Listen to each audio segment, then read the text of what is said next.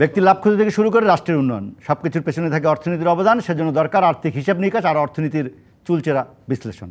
আর এই বিশ্লেষণ নিয়ে ডিবিসি নিউজের সাপ্তাহিক আয়োজন অর্থনীতির সংলাপ নিবেদন করছে RIL অ্যাঙ্গেল অ্যান্ড চ্যানেল। প্রতি শনিবার রাত 10টা আমরা হাজির হই এই সংলাপে। আর আজ আপনাদের সাথে আছে আমি প্রণব সাহা। অর্থনীতির সংলাপে আজকের বিষয় বাজেটে কী চান ব্যবসায়ীরা। এই আলোচনায় আজ আমাদের সাথে স্টুডিওতে আছেন Federation of Bangladesh Chamber and Commerce ইন্ডাস্ট্রিজের FBCI সাবেক 3 সভাপতিকে আমরা পেয়েছি। আজকে আলোচনা হবে সেটা নিয়ে। আমাদের সঙ্গে আছেন শেখ ফজলে ফাহিম, আপনাকে স্বাগত। আমাদের সঙ্গে যুক্ত আছেন আব্দুল মাতলুব আহমদ, আপনাকে স্বাগত। দর্শক, আমাদের সঙ্গে আরও আছেন মিন নাসির হোসেন, স্বাগত আপনাকে। 3 জন ব্যবসায়ীর কথা শুনবো। আমাদের সঙ্গে যুক্ত হওয়ার জন্য কৃতজ্ঞতা। দর্শক দেখছিলেন মার্কেন্টাইল ব্যাংক সংবাদ শিরোনাম। আমরা আলোচনায় যাব RIL অ্যাঙ্গেল অ্যান্ড চ্যানেল নিবেদিত অর্থনীতির এই সংলাপে।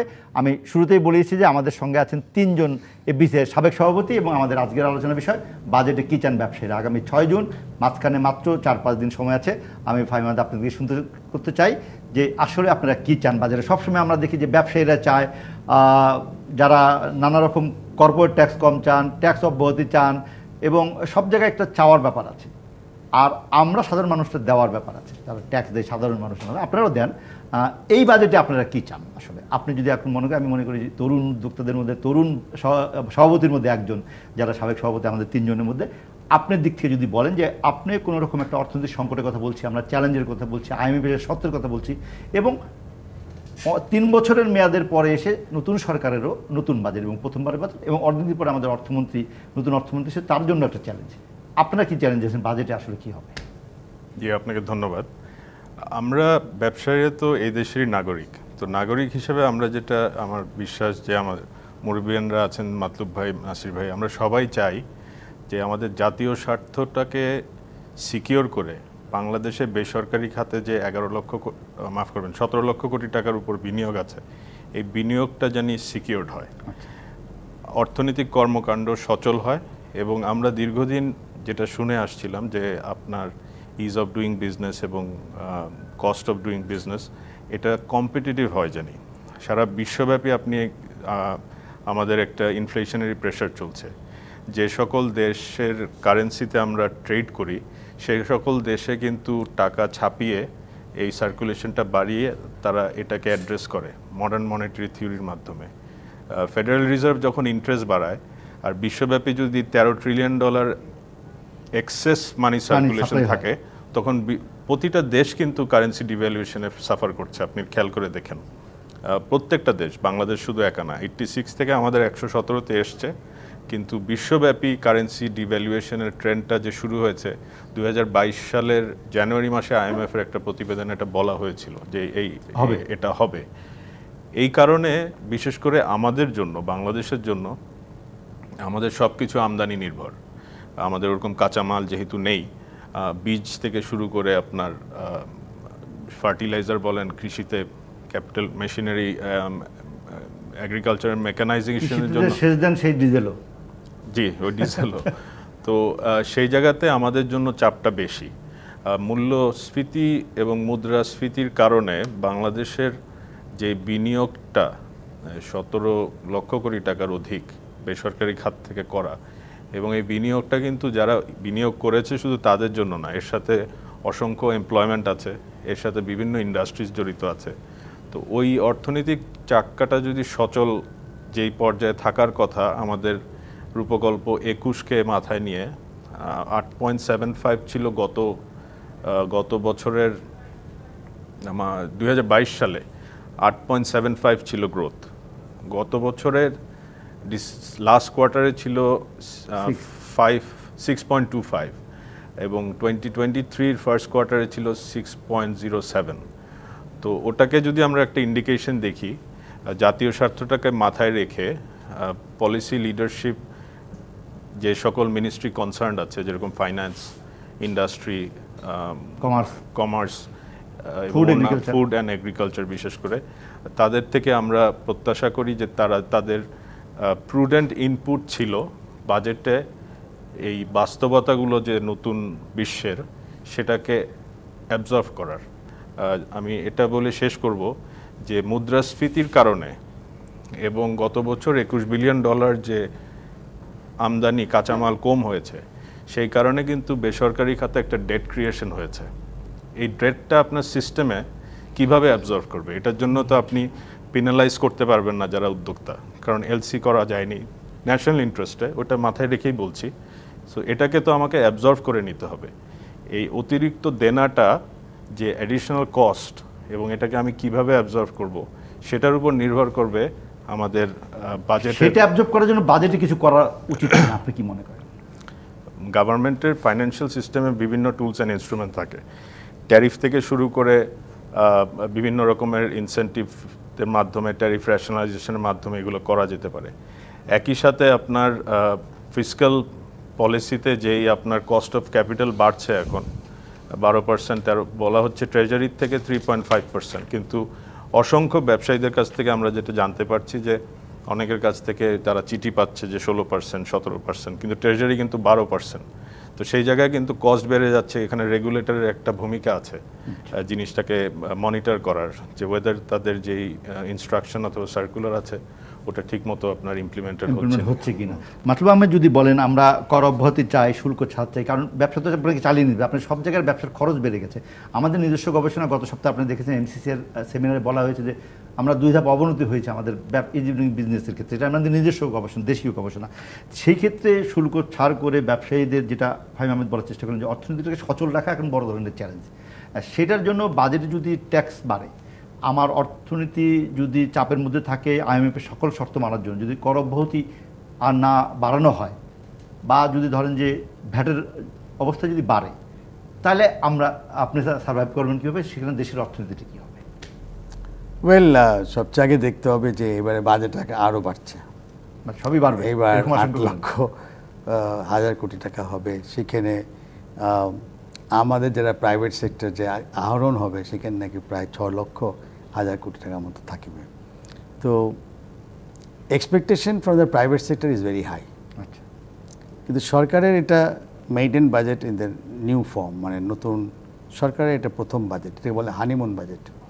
তার মানে এখন যত রকম চাপ দেওয়ার এইবার এই চাপ দেয়, সাধারণত দেখা যায় ওয়ার্ল্ড ওয়াইড। তো সেখানে আমরা এক্সপেক্ট করছি যে সব কিছুরই একটা নেগেটিভ একটা আসার সম্ভাবনা, যেমন ডিউটি বাড়ার কথা, ভ্যাটের বাড়ার কথা, ছাড় না দেওয়ার কথা। আবার যদি আমরা প্র্যাকটিক্যাল সিচুয়েশনে দেখি, প্রায় 3.5 বছর চললো এই কোভিডের থেকে, সেই যে ব্যবসার নামা ধরলো, এই ব্যবসা কিন্তু আর উঠছে না এখনও। এবং আমরা যারা ব্যবসা করি, শিল্প করি, আমরা কিন্তু মোটামুটি হ্যান্ড টু মাউথ তো বলা যায় না, অনেক সময় মাউথ পর্যন্ত আসছে না, অনেক নেগেটিভও থাকছে অনেক ইয়ে। তো তারপরেও আমি বলবো এটাই যে সরকারের এবারে বাজেটটা আরও বেশি ব্যবসা বান্ধব হতে হবে। They have to find the ways, কী করে আমাদের প্রাইভেট সেক্টরকে বাঁচিয়ে রাখা যায়, কী করে এসএমইদেরকে আপলিফ্ট করে নিয়ে আসা যায়। প্রায় 70% তো ইকোনমি চলে এসএমইর আন্ডারে। এবারে আমরা মাননীয় প্রধানমন্ত্রী জনতা শেখ হাসিনার সাথে আমরা একটা ইনফর্মাল একটা মিটিং ছিল ইদানিং, লম্বা সময় নিয়ে করেছেন আপনারা, সেখানে আমরা এটা অন্তত বুঝতে পারছি যে শি ইজ ভেরি ইগার যে এসএমইকে কী করে একটুখানি ভালো দিকে নেওয়া যায়। আর একটা যেটা আমি মনে করি যে সারা পৃথিবী কিন্তু এগিয়ে যাচ্ছে ইলেকট্রিক মোবিলিটিতে, যেমন ইলেকট্রিক কার্স, ড্রোনস, এইসব। তো আমার একটা এক্সপেকটেশন আছে যে এইবারের বাজেটে অন্তত অ্যাটলিস্ট ইলেকট্রিক মোবিলিটি, ইলেকট্রিক কার বলেন, রোবোটিক্স বলেন, এইগুলোর উপরে সরকার হয়তো নতুন কোনো চিন্তাভাবনা করতে পারেন। কিন্তু ব্যবসায়ীরা বলছেন, যারা বিশেষ করে ইলেকট্রিক ভেহিকেল বা সেমি ইলেকট্রিক ভেহিকেল আনে, তারা ডিউটি আরোপের সময় এটা নিয়ে অনেক সমস্যার মধ্যে পড়ছে। বিশেষ করে সেমি ইলেকট্রিক কারকে তারা মোটামুটি নর্মাল কার বলে বেশি ট্যাক্স করে দিচ্ছে, সেটা নিয়ে তারা বড় ধরনের একটা অসুবিধার মধ্যে আছে যারা ইম্পোর্ট করে গাড়ি। তা সেটা তো তার লক্ষণ তো সেটা দেখা যাচ্ছে। ওয়েল, আমি পিওর ইলেকট্রিক্সের কথা বলছি, এবং পিওর ইলেকট্রিক মোবিলিটি মানে ড্রোনস, এগুলো বাংলাদেশে বানাতে হবে, এনকারেজ করা। বাংলাদেশের যে ইঞ্জিনিয়ার রয়েছে, ছেলেরা মেয়েরা রয়েছে, তারা কিন্তু অনেক অ্যাডভান্স হয়ে গেছে এখন। You'll be surprise to know যে বাংলাদেশে কিন্তু এই বম ডিসপোজিং রোবটও তৈরি করতে পারছে, আর নিজস্ব ড্রোন হচ্ছে এগ্রিকালচারে ইউজ করতে পারছে। এগুলো কিন্তু অল্প সংখ্যক হয়েছে, এটাকে এক্সপ্যানশন করার জন্য টাইম এসে গেছে। এই সব ব্যবহার করার জন্য বিদ্যুৎ লাগবে, এবং আমাদের ফোরকাস্ট হচ্ছে যে আগামী বছর থেকে শুরু হয়েছে অলরেডি, এবং আগামী অর্থ বছরে বিদ্যুতের দাম বাড়তেই থাকবে। ওয়েল, বিদ্যুতের দাম বাড়ার সাথে আমরা যারা বিজনেস করি আমরা তো পাস অন করে দিই। আচ্ছা, আলটিমেটলি সরকার যদি বিদ্যুৎ দাম বাড়ায় তো জনগণ will have to pay more through higher cost. আমার যেটা কথা হচ্ছে যে এই কম্বিনেশনটা খুব ডিফিকাল্ট কম্বিনেশন, কারণ আপনি বিদ্যুৎ তৈরি করবেন ডিজেল দিয়ে যেটা, এবং ইম্পোর্ট করতে হবে এবং ডলার দিয়ে ইম্পোর্ট করতে হবে। আজকে আমাদের ডলার যে ক্রাইসিস, তার মধ্যে কিন্তু এই এনার্জি বিল দিতে গিয়েই সরকার হাউতাশ করতেছে। তা সেই জন্য আমাদের টাকা থাকে না। এবং আমাদের ডিজেল পেট্রোল অকটেনের শেষ দাম বাড়ানো পরশুদিন ব্যাখ্যায় দেওয়া হয়েছে যেহেতু ডলারের দাম, সেজন্য অ্যাডজাস্ট করার জন্য বেশি বাড়াতে হলো। তো we can blame them, it is a world wide situation. কিন্তু যখন বাজেট আসবে, আমরা যারা শিল্প করি বা জনগণ, they look towards the government for a solution. Government তো আছেই সলিউশন দেওয়ার জন্য। তো আমার এক্সপেকটেশন হচ্ছে বিগত দিনে যত ব্যবসা বান্ধব বাজেট ছিল, এইবারে যেভাবেই হোক ব্যবসা বাণিজ্য শিল্পকে টিকিয়ে রাখতে হবে, এসএমইকে টিকিয়ে রাখতে হবে, তখনই আমাদের এমপ্লয়মেন্টগুলো ঠিক থাকবে। আদারওয়াইজ আমরা যে কষ্ট 3.5 বছর করেছি, হয়তো আরও 1 বছর সেই কষ্ট টানতে হবে। আমি নাসির হোসেন যদি বলেন, যেটা মাতলুব আহমেদ বলেন, তার কথা রেখে ধরে প্রশ্নটা করি। এসএমই ক্ষেত্রেও আমাদের অনেক ট্যাক্সের ভারী বোঝা আছে, ভ্যাটের বোঝা আছে, সেটা আমরা কমাতে বলি। আবার একদম বড় উদ্যোক্তা যারা, তারাও কর্পোরেট ট্যাক্স কমাতে বলে। তাহলে সবাই ট্যাক্স কমাতে হলে সরকারের আয়টা কোত্থেকে আসবে, এবং আয় না হলে আপনাকে ইনসেনসিভ কোথা থেকে দেবে? ধন্যবাদ আপনাকে। যে জিনিসটা হচ্ছিল যে আপনাকে ট্যাক্সের নেটটা বাড়াতে হবে।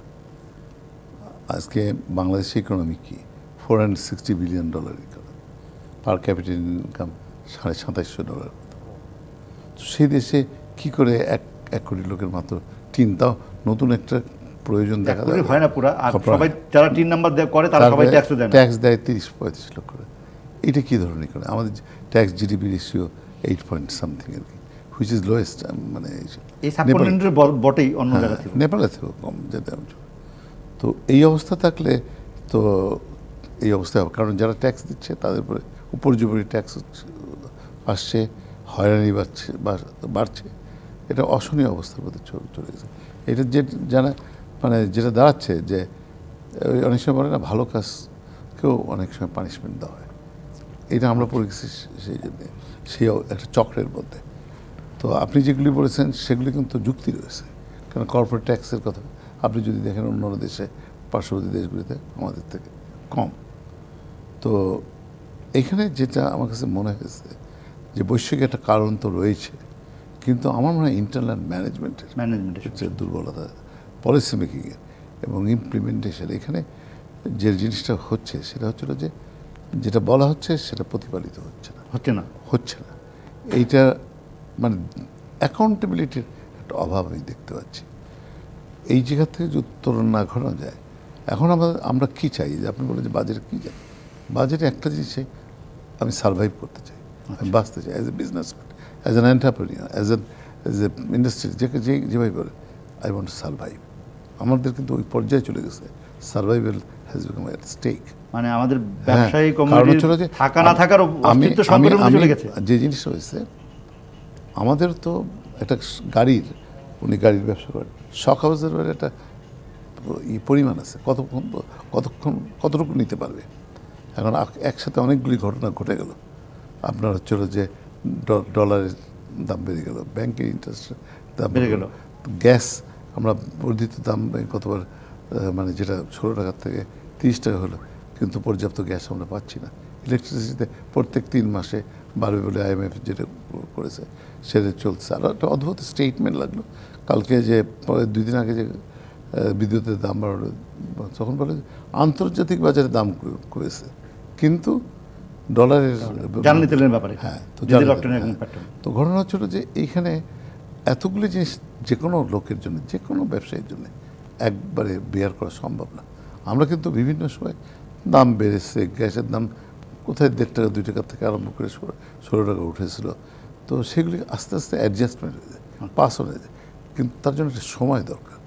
কিন্তু একসাথে অনেকগুলি জিনিস এসে গেছে, সেইটা কিন্তু আমাদের পক্ষে। মাসুদ আহমেদ যেমন আশঙ্কা করছেন যে হানিমুন বাজেট বলছেন, এবং সেজন্য সবকিছু বাড়বে বলে একটা আশঙ্কা। আমি একটা হানিমুন বাজেট মনে করি না, it's a continuation of the previous government.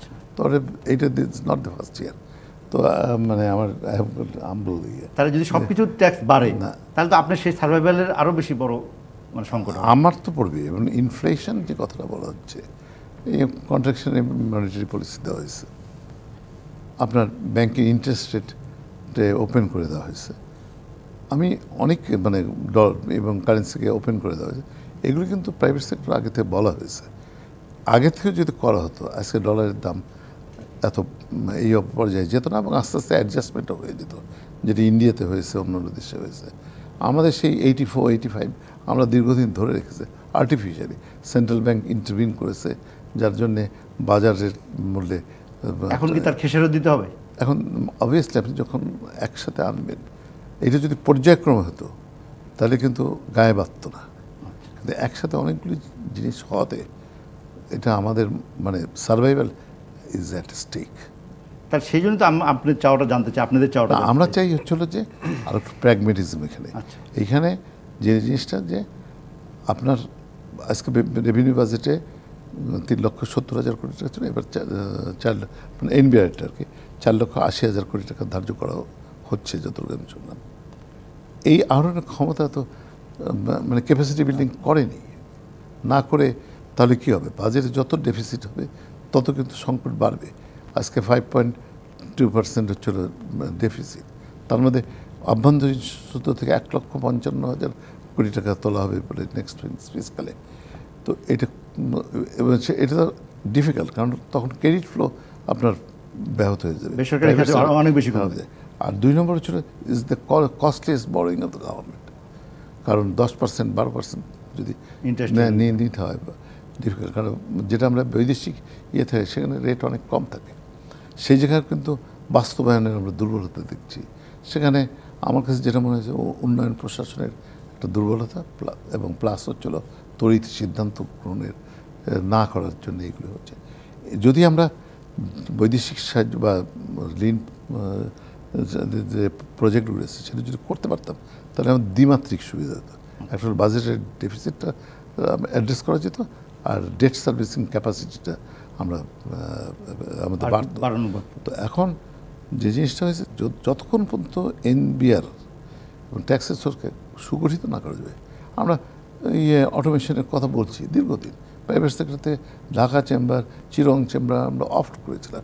আমরা ফাইন্যান্স করে যে ঢাকা কাস্টমার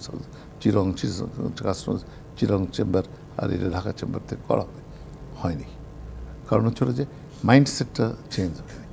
তো আজকে যতক্ষণ পর্যন্ত আপনি অটোমেশন না আনতে পারেন, যে ট্যাক্স দিতে পারে তাকে যদি ট্যাক্সের নেট না আনতে পারেন তাহলে তো এই ইয়ে হবে না, কারণ আয়ের সাথে তো ব্যয় করতে হবে। আমি তিনজনের কাছে যা আবার আসবো, আমি একটা কথা উদ্ধৃত করতে চাই। আমাদের এনবিআর এর চেয়ারম্যান বলেছেন যে আমি ইনোভেশনের ব্যাপারে কোথায় যাব, আমাকে তো সারাক্ষণ টার্গেটের জন্য দৌড়াতে হচ্ছে, ফলে আমি নতুন করে কিছু ভাবতেও পারছি না। সেই ভাবা এবং দক্ষতা উন্নয়ন সেটা তো খুবই না হলে তো আর ওই শুধু টার্গেটের পিছনে দৌড়ালে আপনি সেই টার্গেটও আপনার আয় করতে পারবেন না যদি না আপনার ইনোভেশন না থাকে, যদি না আপনার দক্ষতা না বাড়ে, তাহলে তো টার্গেট দিয়ে আপনাকে নাস্তানাবুদি হবেন। তো সেক্ষেত্রে আপনাদের পরামর্শটাকে বা ব্যবসায়ী সমাজ বা শিল্প উদ্যোক্তারা কীভাবে এইখানে সরকারকে সাহায্য করতে পারে টু ইনক্রিজ দ্য রেভিনিউ? একটা জিনিস করা যেতে পারে, আমি যে ব্যাপারটা হচ্ছে আপনি শুরু করবো, আমি একটু বিরতি নিয়ে আসি, তারপর বিস্তারিত আপনি শুরু করবেন। আপনাদের আড়াই ল্যাঙ্গেল চ্যানেল নিবেদিত অর্থনীতি সংলাপে একটি বিরতি। স্বাগত আরেকবার আড়াই ল্যাঙ্গেল চ্যানেল নিবেদিত আজকের এই অর্থনীতি সংলাপে। মিনাস আমি থামিয়েছিলাম না, যে জিনিসটা হচ্ছিল যে আপনাকে যে টার্গেটের কথা বলে, আমি অনেকদিন আগে মঞ্জুর মান্নানের কথা আপনারা তো জানেন, চিরং কাস্টমার সার্ভিসে, তখন এই যে ভিএটিতে প্রথম ইন্ট্রোডিউস হলো আর কি মিড 90s, আর্লি 92, হ্যাঁ আর্লি 90s। তখন ওইখানে একটা কথা ছিল যে তারা অ্যাসেসমেন্ট পুরো করবে, কোনো কিছু দেখবে না, দৈব চয়ন বা র্যান্ডাম হিসেবে 5% মতো ফাইল দেখে সেটার অ্যাসেসমেন্ট করবে। তো দেখলাম যে সব ফাইলই তারা ওপেন করে করছে, লোড করছে। তখন মঞ্জুর মান্নানের সাথে দেখা করলাম, বললাম যে এটি কী, তারপরে যে লুক অ্যাট দিস বোর্ড, আমার না সে বোর্ডটা দেখেন, বোর্ডে আমার টার্গেট লেখা আছে কত করতে হবে। তো আমার তো চাকরি রাখতে হবে, আমার লোকজনের চাকরি রাখতে হবে, তো আমার এই দৈবচন দেখে তো আমি পারবো না। সেই জন্যে ব্যাপার হচ্ছে টার্গেটটা মানিটারি টার্মসে না হয়ে এই যে নেটটা বাড়ানোর জন্য করা উচিত ছিল, প্রত্যেকটা সার্কেলে টার্গেট দিয়ে দেওয়া উচিত ছিল যে কয়টা নতুন ট্যাক্স পেয়ার আনবে এবং তার এগেনস্টে কত টাকা আছে, এই জিনিসটা করা উচিত ছিল। যেটা এখন শুনেছি যে প্রাইম মিনিস্টার মাননীয় প্রধানমন্ত্রী এটা করতে যাচ্ছেন, ইনসেন্টিভাইজ করতে যাচ্ছেন, করলে ভালো। এই জিনিসটা অনেক আগে করা, ক্যাপাসিটি করা দরকার ছিল। তাহলে হয়তো কি আজকে যে ট্যাক্স জিডিপি রেশিও এটা কিছুটা হলে অ্যাড্রেস হতো। যেমন এই বছর IMF বলছে যে 0.5% বাড়াতে হবে। এই জিনিসটা যদি আজকে 5 বছর আগে থেকে আমরা 0.55 করে করতে পারতাম, তাহলে ডবল ডিজিটের উপরে চলে যেতে পারতাম। এই পলিসিগুলি কেন যেন না হয়নি, যার জন্যে আজকে এই দুরবস্থা যে আমরা মানে কাটিওর কোর্ট অ্যাকর্ডিং টু ক্লথ হয়নি, আমাদের খরচ বেড়েছে। আপনি সরকারি খরচ থেকে আরম্ভ করে সমস্ত কিছু বেড়েছে, আয় সেরকম বাড়েনি। আমরা আমাদের যেটা দরকার ছিল এই ইকোনমিক মেলডাউনে সারা দুনিয়া, আমি লুক অ্যাট নেপালে শ্রীলঙ্কা যে ঘুরে দাঁড়ালো, তারপরে তার অন্যতম ইয়ে হচ্ছিল কিচ্ছুতা, অস্টেরিটি। সেটা তারা প্র্যাকটিস করছে রিলিজিয়াসলি। সেটা আমার দেশে যদি করা হতো তাহলে কিন্তু ফল পাওয়া যেত। মাতলুব আহমেদ, আপনি কি মনে করেন যে তাহলে জিনিসপত্রের দাম, যদি ট্যাক্স বাড়ানো মানে কিন্তু জিনিসপত্রের দাম বাড়বে, এই ব্যাপারে কোনো সন্দেহ নাই, তাহলে সাধারণ মানুষের উপরে তার কি প্রভাব পড়বে এবং ব্যবসায়ীরাও কি চুপ করে বসে থাকবে তখন? ওয়েল, আপনি যদি দেখেন হিস্ট্রি অফ ম্যানকাইন্ড, আমারও ছোটোবেলায় মনে আছে যে 2.5 টাকা 3 টাকা কেজি গোস্ত আমরা কিনতে পারতাম আমার ছোটোবেলায়। খাসি বা গরু কোনটা ভুলে গেছি, তবে সেটা কিন্তু আজকে দেখেন 600, 700, 800, 1000, 50 নিচে কোথাও নাই, তার বেশি। কিন্তু আমার দেখেন খাওয়া কিন্তু কারো কমে নেই। এটি একটু ম্যাজিক অফ দ্য ইকোনমি। দাম বাড়লেই যে আপনার সব হাহা করে মরে যাবে তা না, পিপল উইল স্টার্ট অ্যাডজাস্টমেন্ট। যেটা হয় সেটা হলো আমি কম খাই, একটা পোর্শন অফ পিপল তারা আরও গরিব হয়ে যায়, আর কিছু সংখ্যক আর অনেক বেশি বড়লোক হয়ে যায়। মানে difference between the rich and the poor আরও বাড়তে থাকে। আমরা অর্থনৈতিক বৈষম্য যেটা বলি আমরা। তো এখন এইখানে আমি যেটা মনে করি, নিত্য প্রয়োজনীয় জিনিস 10টা আইটেম আছে, এইটা ক্রয় ক্ষমতার মধ্যে থাকতে হবে সাধারণত। যখন রাশিয়া রিয়েল কমিউনিস্ট বা ওসব করতো তখন তো মাঝে মাঝে মস্কো যেতাম এরোফ্লোটে, তখন দেখতাম ওখানে চিজ, মাখন, রুটি, এই 3টা বেসিক জিনিস খুবই ভালো, খুবই সস্তা, মানে এভরিবডি ক্যান অ্যাফোর্ড। আর ওই যে মদ, তো ওগুলো তো আমরা খাই না, তো ওগুলোর কথা বলছি যে এইগুলো মানে ওরা বেসিক জিনিসটা ওরা পাবলিকের জন্য খুব ইজি করে দিয়েছে। তো আমাদের এখানে যদি 10টা আইটেম ধরে যে করে হোক সরকার যদি এটা একটা রিজনেবল লেভেলে রাখতে পারেন, বাকিগুলো কে এখন টয়োটা বড় গাড়ি কিনলো কি মারুতি ছোটো গাড়ি কিনলো এটা এসে যায় না। জনগণের আপামর জনসাধারণ যেটা পাবলিক যেটা আছে সেটা বড় লোকেও ছোট লোক সবাই কিন্তু গাড়ি মানে খেতে হবে। বেসিক নিত্য প্রয়োজন জিনিসের উপর চাপ দিতে হবে। এবং আমি মনে করি যে এইখানটাই সরকারের সাফল্যতা বেশি প্রমাণ পাবে যদি নিত্য প্রয়োজনীয় জিনিসগুলোকে একটা রিজনেবল লেভেল রাখতে হবে। Not the cheapest in the world, but reasonable level, যেটা আমাদের দেশের জনসাধারণ যে আয় করে সেখান থেকে তারা অ্যাটলিস্ট খেয়ে বাঁচতে পারে। মতলব আপনি জানেন যে চিনি আমাদের শতভাগ আমদানি, এবং চিনির যারা আমদানিকারক এবং এখানে রিফাইনারি করে তারা বললে যে 1 কেজি চিনিতে ট্যাক্সের পরিমাণে 40 টাকার বেশি। সেটা কমাতে হলে তো সরকারের আয় কমে যাবে।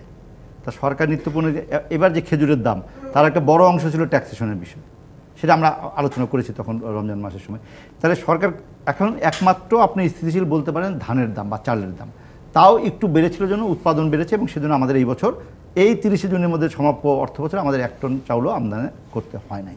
সেটা একটা ভালো দিক, হয়তো সেই জন্য অর্থনীতি এখন পর্যন্ত টিকে আছে, যদিও ব্যবসায়ীদের টিকে থাকা নিয়ে মিন নাসির হোসেন একটা আশঙ্কার কথা বলছে। তা সেই ক্ষেত্রে এই ট্যাক্সেশনের জায়গা যদি অনেক বেশি ছাড় দেয় সরকার, তাহলে তো সরকারের অন্য জায়গায় খুব কঠিন হবে না। আমি কিন্তু কোনোদিনই কোনো সিঙ্গেল পয়েন্ট সলিউশন আনতে চাচ্ছি না। যে ফাহিম সাহেব যেভাবে বললেন যে একটা কোনো আইটেম দিয়ে আপনার পুরাটার বিচার করতে পারবে না, আমিও সেভাবেই বলার চেষ্টা করছি যে নিত্য প্রয়োজনীয় জিনিস, এটা সে বড় লোকও হোক আর একটা গরিব লোকও হোক, তারা কিন্তু একবেলা ভাত খাবে, একটা রুটি খাবে, কতগুলো নিত্য প্রয়োজনীয় জিনিস। এটাকে যদি আমরা কোনোভাবে, কীভাবে করবে এটা সরকারের ব্যাপার, বাজেট দিয়ে হোক কিংবা বাজেটের বাইরে দিয়ে হোক, ওনা যেমন একদম যারা একদম গরিব তাদের জন্য কিন্তু রেশন কার্ড সিস্টেম করে মাননীয় প্রধানমন্ত্রী শেষ অনেক কিছু উনি অফার করেছেন টিসিবি দিচ্ছেন, কার্ডও দিচ্ছেন। কিন্তু হয় কি এগুলা ওই ট্রাকের পেছনে দাঁড়িয়ে আর কজন নিতে পারবে? তা ওভারঅল যদি জিনিসটা এমন করে করা যায় যে আমরা অন্তত 10টা আইটেম আর বেশি না যেটা মানুষের নিত্য প্রয়োজন, সেটা যদি আমরা একটা রিজনেবল অ্যাফোর্ডেবল রেটে রাখতে পারি, আমার কাছে মনে হয় that is a better solution. যে এত পারমিউটেশন কম্বিনেশন করে এটা দাম বাড়াবো ওটার দাম কমাবো এখান থেকে ভর্তুকি দিব, দরকার নেই। এই 10টার মধ্যে যদি থাকে, the government will be popular, জনগণ খুশি হবে, আর আমাদের সাথে যারা কর্মচারী আছে যারা বেতন অত পায় না তারাও খুশি থাকবে, বেঁচে থাকবে। ভাই ম্যাম, যদি আপনি বলছেন যে কম্পোজিট একটা জিনিস, একটা মানে আসলে সমন্বয় করে একটা সব কিছু করা দরকার, সেখানে আমার এখন ব্যাংক সুদ নিয়ে আমরা চিন্তিত আছি, আমাদের ব্যবসায়ীরা ডলারের দাম নিয়ে আমাদের চিন্তিত আছে, নিত্যপণ্যের সকল কিছুরই দাম বাড়তি, কোনোটাই কমার মধ্যে বা নিয়ন্ত্রণের মধ্যে নাই। এই সব কিছু করতে হলে আমি যদি এইটাও আমদানি করা জিনিসও ভর্তুকি, আমরা 1 কোটি ফ্যামিলি কার্ড আপনি জানেন টিসিবির মাধ্যমে দিচ্ছেন, সেখানে সরকার ভর্তুকি মূল্যে দিচ্ছে, তার মানে সরকারকে টাকা খরচ করতে হচ্ছে, আপনাকে সেটা মধ্যবিত্তের জন্য হতে পারে বা একটু স্বল্প আয়ের জন্য হতে পারে। 100 টাকা কেজির মসুরির ডাল 60 টাকা দিতে হলে 40 টাকা তো সরকারকে ভর্তুকি দিতে হচ্ছে, সেই ভর্তুকি তো ট্যাক্স থেকে আসবে, আর কোনো উপায় তো নাই, আরেকটা দুটা ঋণ হতে পারে, সেটাও কীভাবে সমন্বয় হবে? আমরা যেটা বলতে চাচ্ছি সেটা হচ্ছে যে দেখেন, গত 10 বছরে বাংলাদেশের প্রথম পার্সপেক্টিভ প্ল্যানের পরে মধ্যমায়ের দেশের দিকে গেলেন, তারপরে সেকেন্ড পার্সপেক্টিভ প্ল্যানে আপনি 41-এর দিকে উন্নত বাংলাদেশের দিকে আগাচ্ছেন। আমাদের কিন্তু দুটো খুব ভেরি রোবাস্ট ডকুমেন্ট আছে। ডাইভারশনটা কোথায় হলো আমাদের জন্য? প্যান্ডামিকটা এসে। তার আগে আমাদের যেই অ্যাডভোকেসি ছিল, আমার সিনিয়র লিডারশিপরাও করে আসছে, ওনাদের থেকে শিখে আমরা যেটা কন্টিনিউ করেছি, যে এলডিসি গ্র্যাজুয়েট করবেন আপনি 26-এ। এলডিসি গ্র্যাজুয়েশন, কর্পোরেট ট্যাক্সটাকে তো আপনার খেয়াল আছে নিশ্চয়ই, যে কমা শুরু হলো কিন্তু কোভিডের আগ দিয়ে 19 থেকে। তো ওইটাকে যাওয়ার কথা ছিল কম্পিটিটিভ 18%-এর কাছে, নেটটা বাড়িয়ে। পার্সোনাল ইনকাম ট্যাক্স কিন্তু 2019, 2020, 2021-এ কমানো হয়েছিল, পার্সোনাল যেটা ইনকাম ট্যাক্স, এবং যেই এক্সামশন যেই পার্টটা সেটা বৃদ্ধি করা হয়েছিল। এবং এসএমইর জন্য 50, আগে ছিল 30 লক্ষ টাকা ব্যাট এক্সাম, ওটাকে 50 লক্ষ করা হয়, এবং টার্নওভারের ভিতর 3.5 কোটি টাকার যাদের টার্নওভার তাদের 2%-এ ব্যাটে মনে হয় আনা হয়েছিল। তো কনসেপ্টটা কি ছিল? যে বাংলাদেশে শুধু উদীয়মান অর্থনীতি 70 বিলিয়ন থেকে 460 বিলিয়ন এসছে, এখানে তো 86% ইনফর্মাল এখনও, এবং আপনার মেইন স্ট্রিম ইকোনমিতে আসে নাই। এবং এই এমএসএমইগুলোকে আপনি অপরচুনিটি দিবেন গ্রো করার জন্য, যারা লার্জ হয়, মোর এমপ্লয়মেন্ট জেনারেট করে, মেইন স্ট্রিম ফাইন্যান্সিয়াল সিস্টেমে আসে, এই লক্ষ্য নিয়ে। এবং তার সাথে সাথে কিন্তু ট্যাক্সেশন এবং ট্যারিফ যে র্যাশনালাইজেশন, কোনটা কমাবে কোন একটা পার্টিকুলার জিনিস অথবা কোনোটা বাড়াবে ওটা না, এগুলো কিন্তু গ্লোবাল স্ট্যান্ডার্ড আছে। যখনই আপনি গ্লোবাল ইকোনমির সাথে কানেক্টেড, যেরকম 2008-এ যখন গ্লোবাল ফাইন্যান্সিয়াল ক্রাইসিস হয়, বাংলাদেশ অতটা ইম্প্যাক্টেড হয় না, কিন্তু এখন যখন কোনো গ্লোবাল ক্রাইসিস অথবা যুদ্ধ হয় অথবা আপনার ফাইন্যান্সিয়াল প্যান্ডামিক হয় অথবা ফাইন্যান্সিয়াল কোনো ডিসক্রিপেন্সি ক্রাইসিস হয়, ওটার ইম্প্যাক্ট কিন্তু আমাদের উপর পড়ছে। তো সেই জন্য আমাদের যেই ইনস্টিটিউশনাল ফ্রেমওয়ার্কগুলো, this needs to be global standard. সেটা তো আইএমএফের সাথে বাংলাদেশের রেগুলেটরদের যে এঙ্গেজমেন্ট, এটাকে আমি পার্সোনালি স্বাগত জানাই। তবে এখানে আপনি কোনটা কতটুকু কোন টাইম লাইনে আপনি অ্যাবজর্ভ করবেন সেটা কিন্তু আমার লিডারশিপের ব্যাপার। সেইটাই আমরা বাজেটে চাই, যে বাজেটে তার কোনো বাজেটে এটা থাকবে না। বাজেটে আমাদের যেটা মৌলিক, যে প্রথমত এটা একটা ধারাবাহিক বাজেট। বর্তমান সরকারের জন্য 10 ইয়ারের জন্য এটা ফার্স্ট বাজেট, ওই হিসাবে মাতলুব ভাই বললেন যে এটা honeymoon budget. But in terms of the national development strategy, এই বাজেটটা কিন্তু ওই মোহিত সাহেবের সময় থেকে শুরু হয়েছে। এবং আমি মনে করি যে এইবার আপনি বলতে পারেন চ্যালেঞ্জিং বাজেট, কারণ অনেকগুলো চ্যালেঞ্জ আপনার উপরে এখন খুব কড়া নাড়ছে। একটা জিনিস আমাদের ক্লিয়ার হতে হবে, কোভিডের আগে যেই 1 দশক আপনি যেই ফ্রি মানি, আমি বাংলাদেশের প্রেক্ষাপটে বলছি না, গ্লোবাল ইকোনমির প্রেক্ষাপটে বলছি, ফ্রি মানি এক্সেস ডেট, এগুলো ক্রিয়েট করে যে ওয়েলথ ক্রিয়েশন হয়েছে, পোস্ট প্যান্ডামিক নেক্সট ডেকেড এই বছর আমাদের অনেক কন্ট্রাকশনারি পলিসিতে যেতে হবে, মাস্ট। ডেট বাড়বে, খরচ বাড়বে, এবং এটাকে আমাদের অ্যাডজাস্ট করতে হবে। তবে পলিটিক্যাল যেই মন্ত্রণালয়ের দায়িত্বে আছে, যারা এই সকল বিষয়ের সাথে সংশ্লিষ্ট, তাদের লিডারশিপ পজিশনটা আরও ডমিনেন্ট হতে হবে। সেটার কোনো কিছু প্রতিফলন আপনি বাজেটে চান কিনা শুনবো বিরতির পর। দর্শক আমাদের সঙ্গে থাকুন। স্বাগত আরেকবার আড়াইল অ্যাঙ্গেল অ্যান্ড চ্যানেল নির্মিত অর্থনীতি সংলাপে। আজকের আলোচনার বিষয় বাজেটে কী চান ব্যবসায়ীরা। তিনজনে বিসিএর সাবেক সভাপতি আছেন। ফাহিম, আপনি বলছেন আমি একটা সমন্বিত উদ্যোগের কথা এবং সমন্বিতভাবে আমরা চাওয়ার কথা বলছিলাম। তাহলে এই সংকট আমরা সবাই কিন্তু আঁচ করতে পারছি, সেইটা মোকাবেলার জন্য বাজেটে কিছু থাকা দরকার কিনা? না, আমাদের গত 15 বছরের জার্নিটা যদি দেখেন, পলিটিক্যাল লিডারশিপের থেকে তো আপনার বেসরকারি খাতকে ফ্যাসিলিটেট করা এবং গ্রোথ করানোর জন্য যথেষ্ট আপনার এভিডেন্স আছে যে বাংলাদেশে বর্তমানে মাননীয় প্রধানমন্ত্রীর নেতৃত্বে, শেখ হাসিনার নেতৃত্বে 70 বিলিয়ন থেকে আমরা 460 বিলিয়নে এসেছি। ইকোনমি 300 টাকা ছিল জিডিপি, ওইটা এখন 2700 সামথিং জিডিপি এসছে। সো এই জিনিসটা তো in terms of the social safety নেটের দিক থেকে দেখেন, গত বছর বাজেটে ছিল 1,15,000-এর মতো, মনে হয় এই বছর 1,26,000 কোটি টাকা, যেটা শোনা যাচ্ছে যে সোশ্যাল সেফটি নেটে আসবে। মানে যারা মার্জিনালাইজড হচ্ছেন অথবা যে মার্জিনালাইজড মানুষের সাপোর্টের জন্য 10,000 কোটি টাকা আরও বেশি বৃদ্ধি পাচ্ছে, যেটা বিভিন্ন আলোচনার থেকে আমরা জানতে পারছি। গত বছর আপনার খেয়াল আছে যে 15,000 কোটি টাকা খাদ্য নিরাপত্তার জন্য বাজেটে অ্যালোকেশন ছিল। So in terms of social safety net, in terms of food security অথবা এনার্জি সিকিউরিটি, এইসব দিক থেকে কিন্তু গভর্নমেন্ট লিডারশিপের যে কমিটমেন্ট এবং তাদের যে প্রুভেন ট্র্যাক রেকর্ড, এটা সম্বন্ধে কোনো সমস্যা না, এটা সম্বন্ধে কোনো কারো সন্দেহ নাই। বর্তমান প্রেক্ষাপটটা ইজ এ নিউ ওয়ার্ল্ড। প্যান্ডামিকের পরে বর্তমান বিশ্বটা ইজ এ নিউ ওয়ার্ল্ড, সোজা, সিম্পল অ্যাজ দ্যাট। প্যান্ডামিকের আগে যে বিশ্ব ছিল, এখন আমরা ওই বিশ্বে নাই।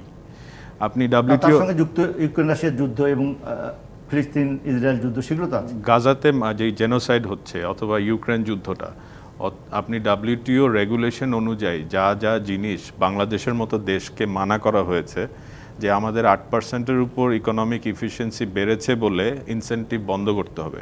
তো উন্নত বিশ্বে যে সকল ইনোভেটিভ ইন্ডাস্ট্রি আসছে, দোজ আর 100% সাবসিডাইজ।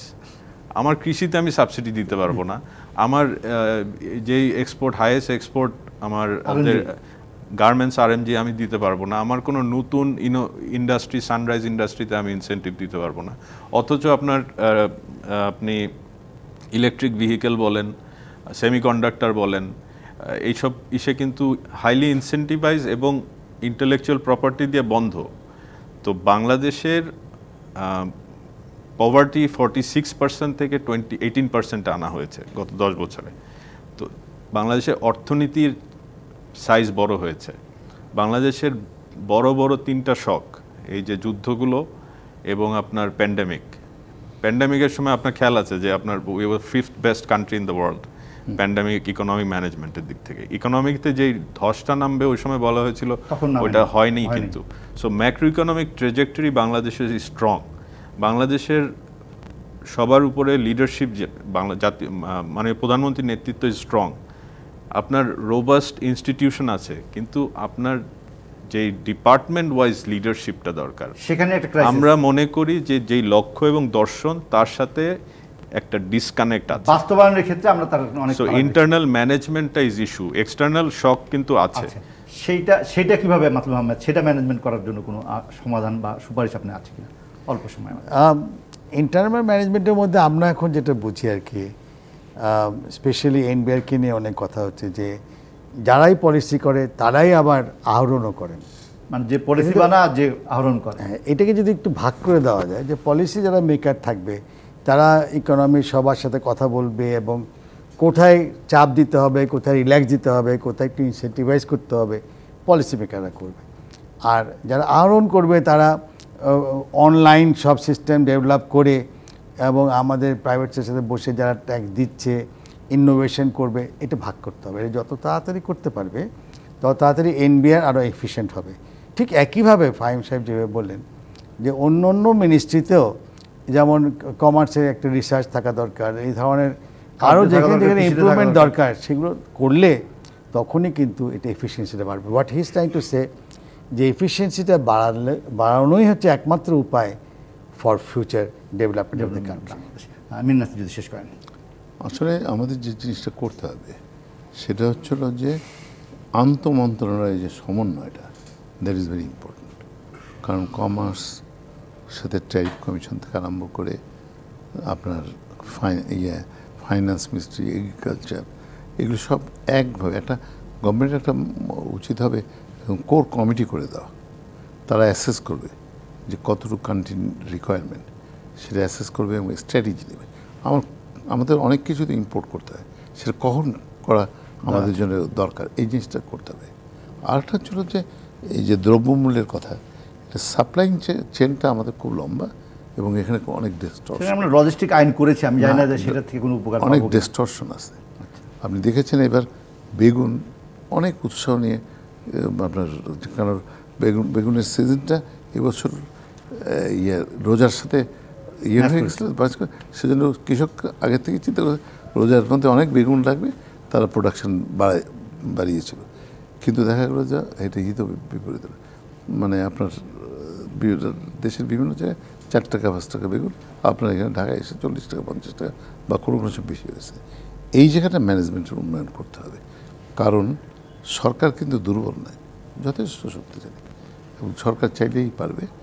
এই যে বিভিন্ন পয়েন্টে যে চাঁদাবাজি, এক্সটর্শন, বিভিন্ন জিনিস হচ্ছে, এই জিনিসটাকে আপনার জনগণের স্বার্থে এটা মিলিটারি এমার্জেন্সি দিয়ে করতে হবে। তাহলে যে আজকে যে সাধারণ মানুষের কষ্ট, যে ইনফ্লেশনের যে একটা ইম্প্যাক্ট পড়ছে, সেটাতে কিন্তু রেহাই পাওয়া। তাহলে আমরা একটা ব্যবস্থাপনার দিক নির্দেশনা চাই বাজেটে, সেটা হানিমুন বাজেটও হতে পারে, কন্টিনিউশন বাজেটও হতে পারে, বা নতুন চ্যালেঞ্জের বাজেট হবে। প্রথম এই অর্থমন্ত্রীর প্রথম বাজেট, আমরা তার কাছে এই চ্যালেঞ্জটার একটা অন্যরকম সমাধান চাইব হয়তো এই বাজেটে। আমরা সেই প্রত্যাশা রেখে শুরু করছি। দর্শক, আজের মতো বিদায় নিচ্ছি। RIL অ্যাঙ্গেল অ্যান্ড চ্যানেল নিবেদিত অর্থনীতি সংলাপে দেখা হবে আগামী শনিবার। তার আগে অবশ্য বাজেট দিয়ে দেবেন অর্থমন্ত্রী। আমরা বাজেটের পরে আবার আলোচনায় আসবো, আমাদের সঙ্গে থাকবেন।